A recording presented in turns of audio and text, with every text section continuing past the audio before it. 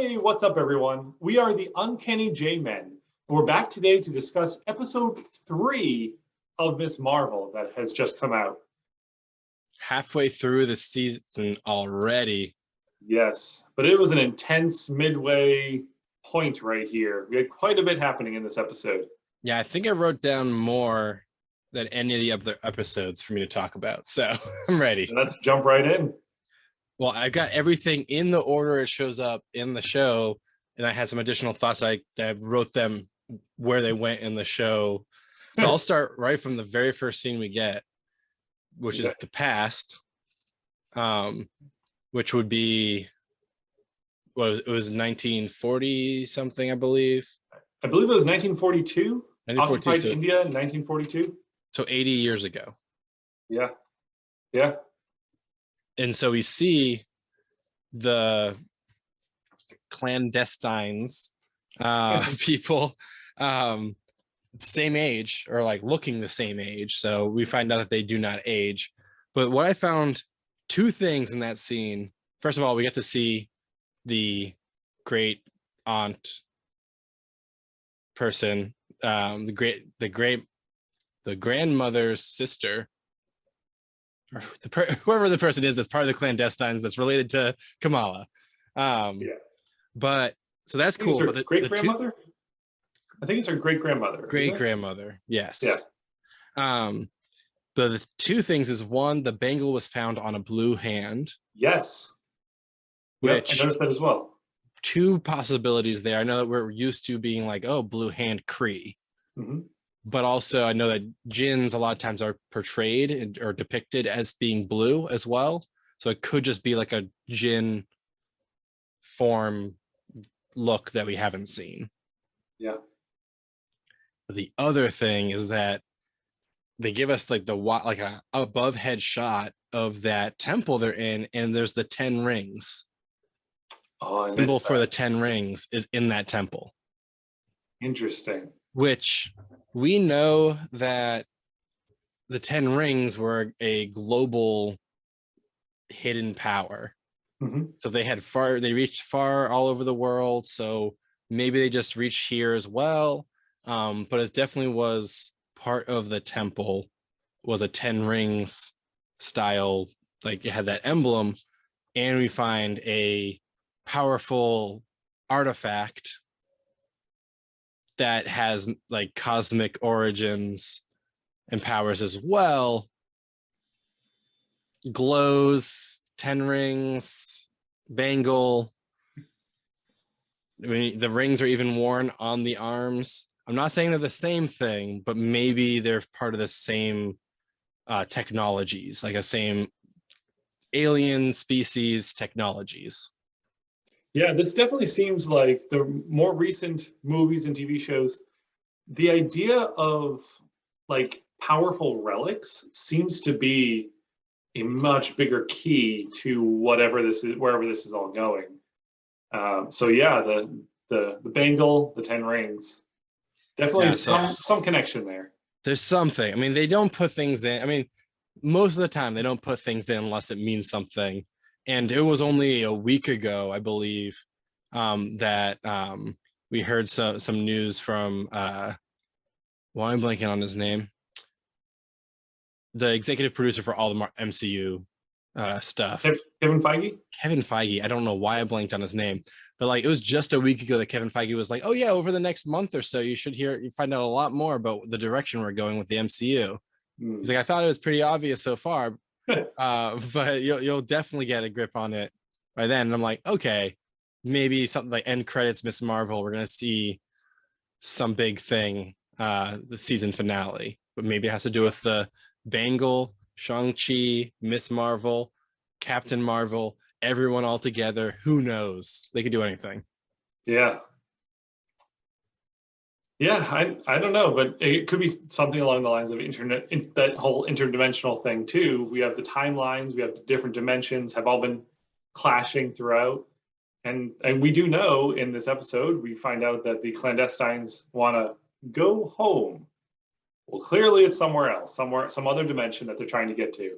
Go home to a place they were banished from, but they said that like 2 or 3 times. Yep. But like no one wants to like Kamala's not going to question why they were banished. Yeah. We gave life lessons last week. More life lessons for you out there. If somebody gets banished somewhere, Question don't them. just assume they're good. Like, it might be worth asking questions before you help them escape back to the area they were banished from. Well, that's our life lesson this week. Yeah. Yeah. Like what's interesting to me is so the great grandmother. So let's talk about like, so let's say that the jinns were all banished together. They may not have been, but if they were all banished together and Kamala's great grandmother was one of them, but also the story talks about her getting separated from the family, meaning that she also had parents that were banished with her as well, and they're no longer there. I don't know if it necessarily has to include her parents. Like, I know that they talk about her being separated from the family, but they talk about her husband, they talk about her daughter. I don't recall them actually mentioning her parents as part of the family that she gets separated from. Maybe I might have to go back and listen to how they recall that story, because I thought she was a child getting separated from her parents. I think it was Nani. Yeah, we might have to go back and review this. I thought Nani was the one. So Kamala's grandmother was the one who got separated and followed the trail of stars. That makes sense. Yeah. Okay. And then it's going to end up being skipping ahead. There's a lot more about Nani at the end. Yeah. We'll wait. Okay. But we'll talk more about Nani, and we'll also talk about Kamala's mom around that time too. Yeah. But one thing that was interesting is when the great grandmother puts on the band, the bangle, we don't see a crystalline structure go over her body or anything. Her eyes glow, and that's about it. Like the bangle glows, her eyes turn that purple, and she's like, "Did you see that?" And of course, the person was looking away, but that makes me feel like everyone has different powers. It's not like the hard light abilities that Kamala has is what the bangle gives everyone. It's just the bangle activates whatever power the person should have, kind of inhuman like. It's basically doing Inhumans and our jinns in a way. It's like giving jinns the powers that are Inhumans, so they don't have to reboot Inhumans, or maybe they are. There's jinns and Inhumans, and there's Inhuman jinns. Who knows? Yeah, it'll be interesting to see which direction they go for explaining that side. But I do agree, the same thing. Yeah, she put on the bangle, and something was awakened inside of her, just like with Kamala, but it was clearly different. And I was trying to see, I was trying to watch closely to see, is there any sign of something of what her powers could be? And I didn't see anything at that point. I'm sure we'll learn at some point. Yeah, but yeah, I'm sure we will, because there's a lot more to be revealed for sure. Hey, we're only halfway. Only halfway. But the next 2 episodes are gonna go real fast, and we're gonna have a big old fight in the last one. Yeah. Then I will say this doesn't have to do with very much MCU or plot, but those food close-ups, and they go from one scene to the next, and there's just I was like, oh man, my mouth is watering. That looked like so good. Yeah, they certainly did. I'm a sucker for some like food close-ups in shows that are like high detail close-up. Like I'm like, oh, that looks so good. I'm a food person, so yeah. I for dinner tonight I cooked chicken noodle soup, or chicken and rice soup, and I thought it came out really well, and I was very excited and very much enjoyed that until I saw this episode, and I was like, yeah, the soup doesn't sound so good anymore. Yeah, it looked good. I mean, I want to go to that wedding. Yeah, that looked like such a fun, like it just looked, everything there was great. Just eat fast, as you know how that wedding ends. Well, I will say with the at the home, the whole thing was like a lot of family, and got the bride and groom, and I think they get they had a name. I don't know the name off the top of my head for that event, but where the brothers' shoes are stolen. I guess that is part of, like, it's like tradition, but actually before you know about those shoes being stolen or hidden, you actually see Naisha's little brother come down the stairs with a bunch of shoes. And so it shows that he's the one who hid all the shoes. You're supposed to do a pair of shoes, I guess, but he went and did all that. I love this. This show does a lot of showing, not telling. They don't assume the audience is dumb, which is great. And they do a lot of things beforehand. So there's a lot of reward for like watching it a second time or rewinding and being like, wait a second.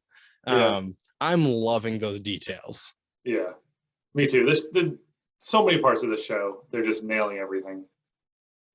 Yeah. And then around that same time also, Kamala gets a mask from Bruno. Yes. That we don't see again for the entire episode. Yeah, but we will see it at some point. We know that she ends up with the mask, but they keep teasing us. They keep teasing us about her outfit. It's going to be one of those things like Daredevil season 1 where we get teased about his outfit and then he doesn't have it until the after credits of the final episode.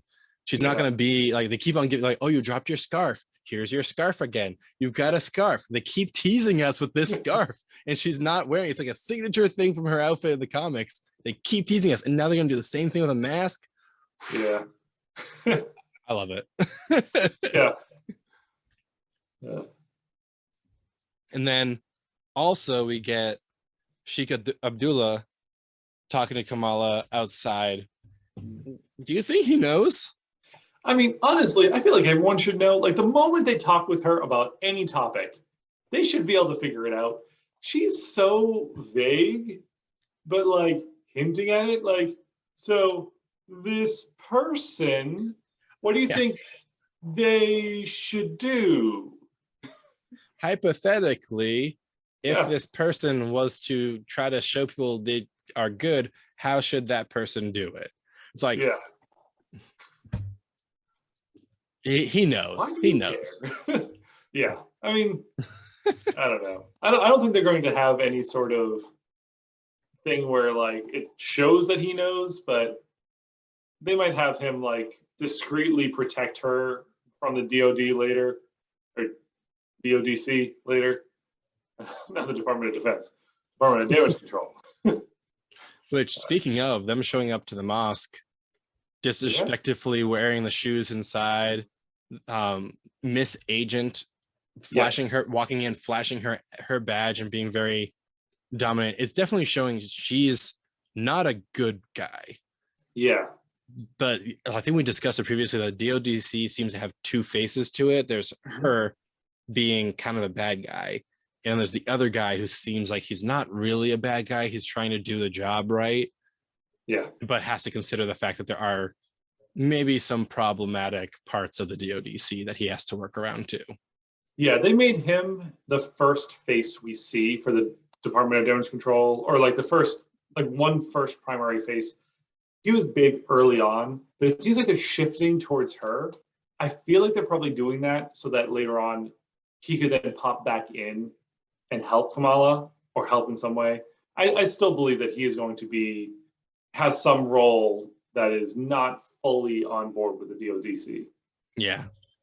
Or at least on board with DODC, but not her. Yeah. Not what she's trying to do. Right. Different ideas on what it means to track these powered individuals. Yeah. And I will say, because that they show up a little bit again after, like during the wedding, after the wedding. One thing I thought was interesting that happened before the wedding, excuse me, was we had Bruno looking up information about Jin, and the translation that Kamala's father gives says all this stuff, and then at the end is a primordial power. Yeah. So he's not saying like the Jin's power. It's almost like a power that predates even the Jin coming over here. And if you were to relate that to it's Kamala's power, or it's the Bengal, that's the right word, right? Yeah, I'm thinking Bengal, like a dog, the cat creature. I was like, that's not right, Bengal. That the Bengal itself is the primordial power, or that the powers of the jinns that we've seen that gets unlocked by the band are not jinn powers. They're something else. Yeah. Like they are maybe inhuman, and they're trying to be like, oh, this isn't inhuman stuff, but it is inhuman stuff. I don't know. It was interesting they used that word primordial. It was. It definitely felt less inhuman when they used that term. Well, to me, it felt more inhuman. Really? Because Inhumans were set up kind of like the Eternals were set up. They were planted on the Earth like as experiments by Kree, like a long time ago. So Inhumans have been around for a long time, according to the comics, not necessarily the show or MCU. We don't really know how it all goes, but Inhumans have been around for a really long time. That could be considered a primordial thing if they set it up that way, but it looks like they're trying to avoid the words inhuman and everything. So that could just be, it could mean nothing. Yeah. Just thought it was interesting. Yeah. And then, all right, so right before the villains show up or at the wedding, how'd you feel about we're friends, we're not friends anymore? I thought it was rushed.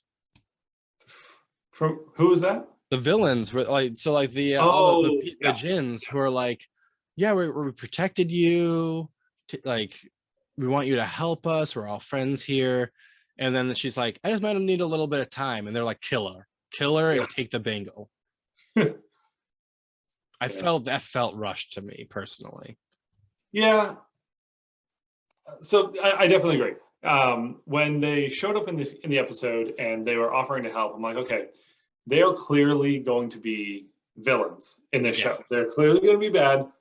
And I was all prepared in our discussion today that I'd be like, all right, let me explain why I think they're bad. Well, apparently I didn't need that explanation, as they didn't even wait to the end of that episode where they showed up to reveal their intentions. The only thing I can think of is if maybe they're just, I mean, that's just their nature, is kind of attack first. That could be their mentality. But either because of the 17-year-old boy that they were like, okay, let's at least give her a chance and see if she'll send us home immediately.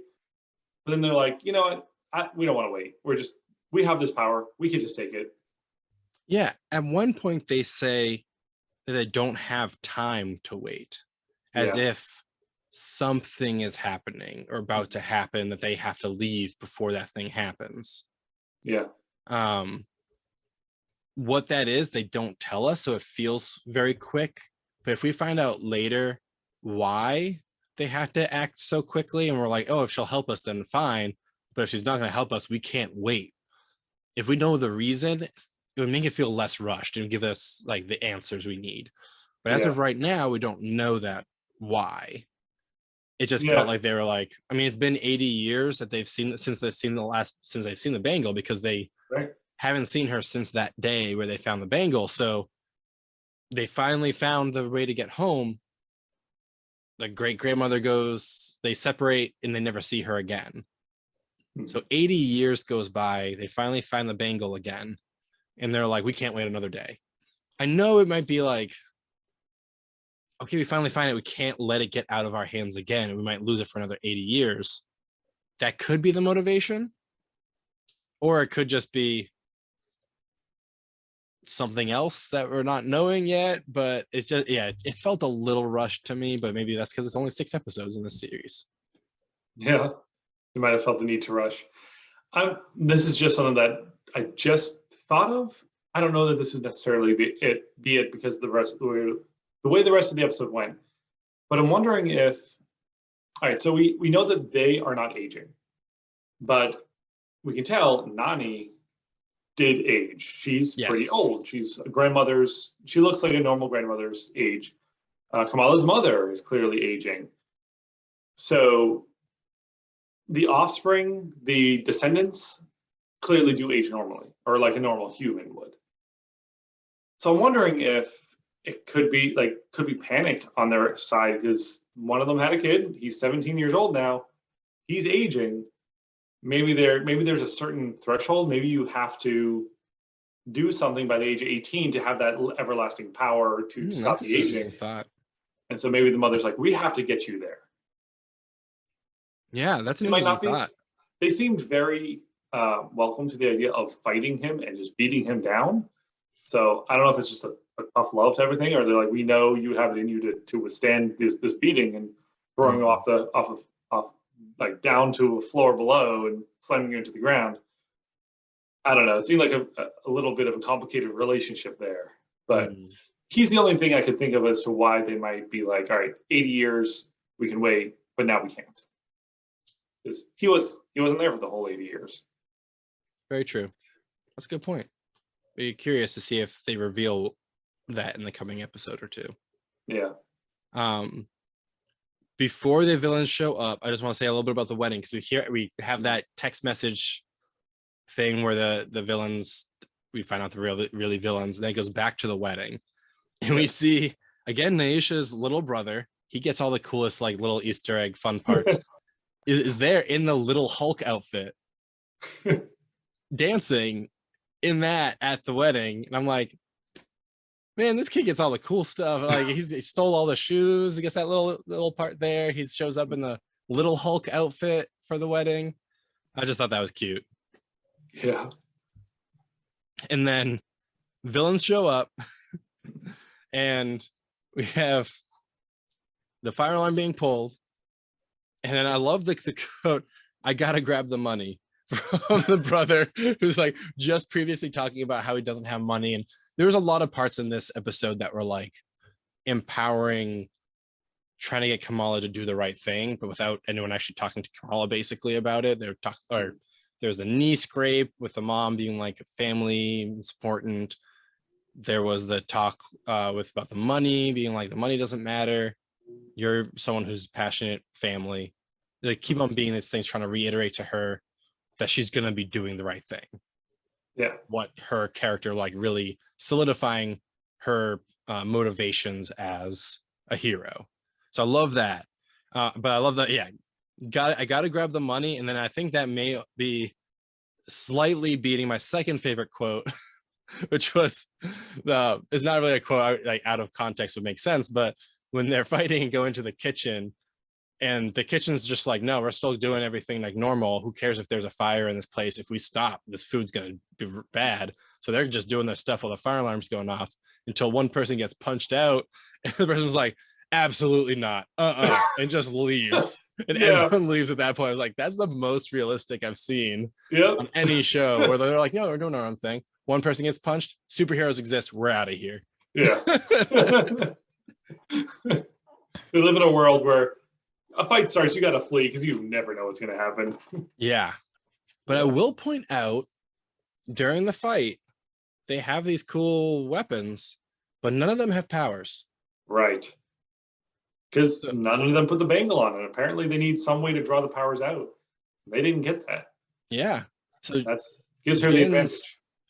Don't have powers unless they get it unlocked somehow. Yeah. Which is interesting. But maybe not. It may help unlock it, because with the story about the great grandmother seeing the stars or whatever path back to the family, that feels like a power. It does. Do we know for sure that was before? No, that would have been after 1942. Because in 1942 it was occupied by India or something like that. So, and we know that it was after that. Again, I'm gonna have to go back and listen to that story just to see where it places, because if it's after the bangle, then that may give us an idea of what the grandmother's powers are. Or if someone else puts on the bangle, that someone in the family has those powers. But when that story takes place would matter a lot. Yeah. And then, so the jinns themselves don't have powers innately, which I thought was interesting. And then also, Cameron's not really a bad guy. Yeah. He's with them. He's still his mother, but he doesn't want to harm Kamala. He's like, she's still potentially going to help. She just needs time. So he doesn't understand the time constraint either. And that was one that did surprised me was I was assuming he was playing her the whole way. But it seems like he genuinely likes Kamala and wants to be a peacekeeper middle person to just bridge the two sides together. So who knows doesn't like what Bruno. happen throughout this, because right now they're all captured by the DODC. So either they have to break out to continue being villains. It feels like a weird place to end their story. So they have to break out, or are released to try to bring out Kamala. That's my thought, is that we don't see all of them again, but we see I forget her name, but the Kamran's mother. They release specifically Kamran and the mother to try to get Kamala to show up again, to try to capture her as well. Yeah, I can see that being like the two bad guys partner up, bad DODC lady and bad leader of the clandestine group, team up to try to bring her out of the woodwork again. Yeah, and I could definitely see them. It definitely could be that. It could be an offer by Kamran's mother to bring in Nightlight. Yeah. But even if she doesn't offer that, I mean, it kind of makes sense for them to get released, because from the point of view of the Department of Damage Control, these are just people. Like we said, they don't have powers. They have no evidence that these people have powers. They just show up, people are fighting, they fire at them and take them all into custody. So if they have no reason to hold them and no evidence of powers on their end. That's true. Yeah. Could be more of a deterrent that slows them down, and they end up just getting released and go after Kamala. But we do know that when Kamran's mother touches the bangle, they both have the vision of the train to Karachi, which means that they clandestines know that Kamala is going to Karachi. Yeah. So they could end up showing up in Karachi as well. Right. Can you see also, like, she grabs it, both of their eyes turn purple, and then that vision happens, which now we've seen visions every episode. Yeah. So it's not Kamala's power. It's not the other lady's power. Someone is doing it, whether it's the great grandmother, the grandmother, the mother, like someone is got some kind of vision powers of sending visions to people. The fact that we then hear later Nani saying that she also had the vision makes it seem like either she did it or someone did it and showed both of them. But Nani's not surprised by it. She knows what's going on, so she is aware of powers. Yeah. I thought that was interesting. And I can't help but wonder, so the grandmother sees it and Kamala sees it. Does the point in the middle see it? Does Kamala's mother see the train? She said, bring your mom. Yeah. And it's interesting. I have to believe that Kamala's mom knows a lot more than she's letting on. I agree. I mean, the fire alarm goes off. Everyone's outside. And she wasn't in a rush to find her children. Or she had her son. She wasn't in a rush to find her daughter.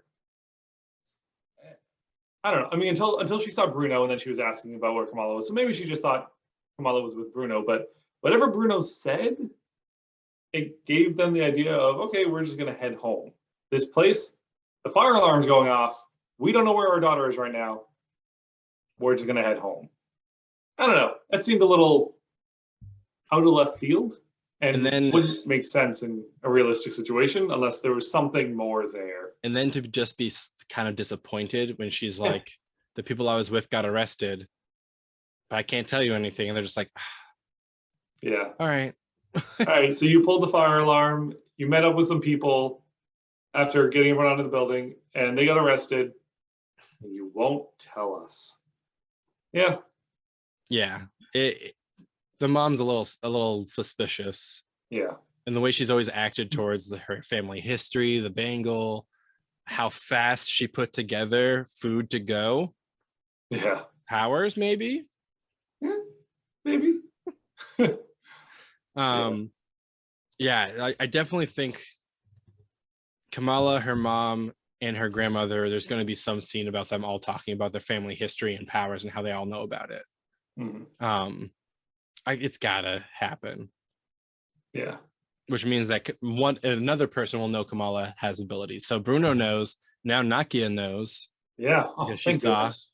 I'm so glad Nakia knows. Me too. I've always been like, it's tiresome for like to hide abilities from friends and family. You can trust her, hopefully. Yeah. I think so. I think she was in that moment. She looked a little bit hurt and a little bit confused. Right. But I don't think she was like angry. Yeah. I think they all have each other's backs. So. I'm excited to see friend group without powers helping. It's very much like Peter Parker, MJ, and Ned. It's great to have that kind of dynamic. Yeah. Yeah. Having the support behind you. Yeah. And I think that touches on everything I wanted to talk about. Was there anything else from the episode that you want to talk about specifically? I mean, that's actually just about everything I have on my list. The only thing I thought was that we didn't mention way back at the beginning, there's a different music playing over the opening. And that's not really something about the episode. It was just like very dramatic music over the Marvel logo. And normally they have more Marvel themed music. This was very intense thematic music to the show. And so you just knew from the very beginning that this was going to be an intense episode. Yeah. It wasn't something that impacted the storyline at all. It was just something that I thought was pretty neat that they did in the show. And I liked the way they went with that. But, so I'm definitely gonna have to watch this one again. There's a lot to look over again. Definitely. I watched it. I ended up being able to watch it twice. And the second time I rewound parts of it. I just jumped back to look at it again.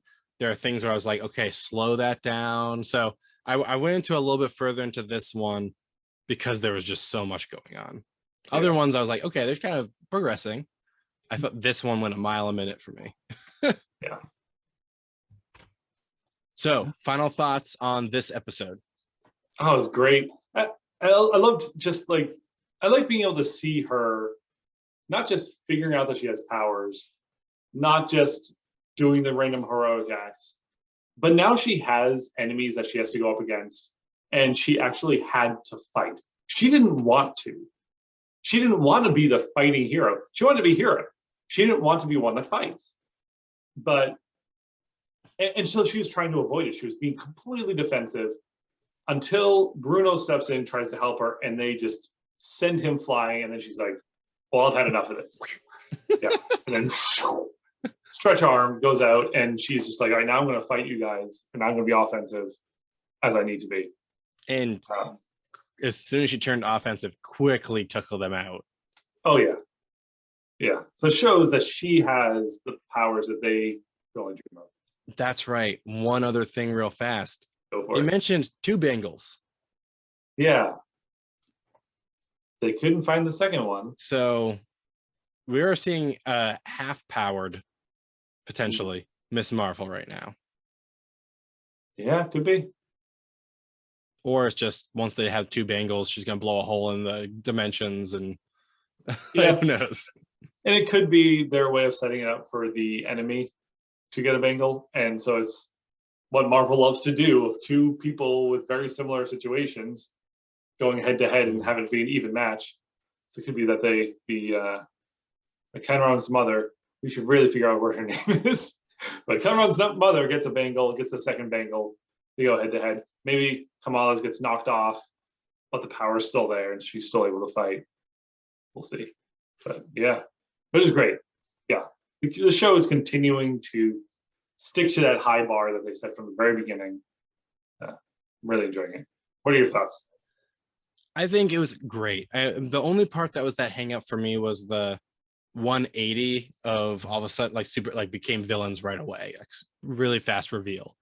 That was the only hang up for me. But I love all the characters in this. There's a lot of other shows. It's like, yeah, I like the main characters. This is like, I like Kamala, both of her close friends, her entire family, people marrying into the family, the children, like the brothers and sisters of the people marrying into the family, the aunties, like everyone. I just love every character right now. Yeah. Like Sheik Abdullah, like love him. Like there's so many characters that are just like so relatable, so enjoyable that like it's just such a fun show. And I'm really excited for seeing what the second half brings, considering how fast this one moved. 100% agree. Yeah, so we'll be back again next week when the next episode shows up. We'll record again, talk in depth. Who knows what they're going to reveal to us next, and we'll see if they find another bangle. If it sounds like the next episode is the one that takes place in Karachi, so we might see Red Dagger. Yeah, there's a lot coming up. Sure is. Well, thank you everyone for watching.